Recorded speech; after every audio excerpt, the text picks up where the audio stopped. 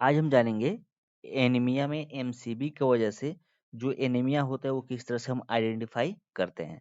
तो अगर मान लो आपको एनीमिया है उसमें एमसीबी आप देखोगे, एमसीबी क्या होता है या तो नॉर्मल होता है या अबनॉर्मल होता है या बहुत ज़्यादा अबनॉर्मल होता है, ठीक? यानी कि लो होता है, नॉर्मल होता है या हाई होता है।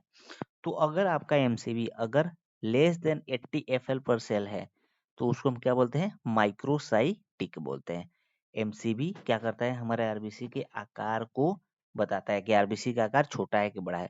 तो अगर एमसीबी का आकार अगर छोटा है यानी 80 फेप्टोलीटर से कम है तो उस पेशेंट को आयरन डिफिशियंसी एनीमिया हो सकता है, थैलेसीमिया हो सकता है, एनीमिया क्रोनिक डिसीज या सिड्रोब्लास्टिक एनीमिया। इसकी वजह से ये कोई ना कोई कंडीशन होगा जिसकी वजह से जो एमसीबी का जो रेंज है वह कम आया है।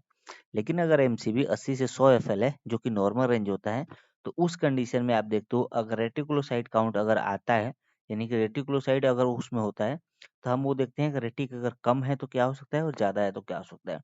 अगर कम होगा तो आप देख सकते हो कि मैरोफेलुलर हो सकता है, अप्लास्टिक एनीमिया हो सकता है, माइलोफाइब्रोनेसिस हो सकता है, ल्यूकेमिया हो सकता है, रीनल फेल हो सकता है और एनीमिया अब क्रोनिक डिसीज हो सकता है। लेकिन अगर उसमें एमसीबी अगर हाई आता है तो सिकल सेल एनीमिया हो सकता है, G6PD डिफिशियंसी हो सकता है, हेरिडेटरी स्पेरोसाइटोसिस हो सकता है, ऑटोइम्यून हेमोलाइटिक एनीमिया या प्रॉक्सिमल नेट्रुमल या हेमोग्लोबिनुरिया हो सकता है। लेकिन अगर एमसीबी का रेंज अगर 100 से अगर ज़्यादा है तो आप वहाँ पे देखोगे मेगालोब्लास्टिक एनीमिया हो सकता है, vitamin B12 deficiency, folate deficiency या अल्कोहलिज्म डिसीज हो सकता है। तो इस तरह से हम एमसीबी का जो रेंज होता है, एमसीबी के रेंज के आधार पे भी हम एनीमिया को क्लासिफाई कर सकते हैं और आसानी से पहचान सकते हैं।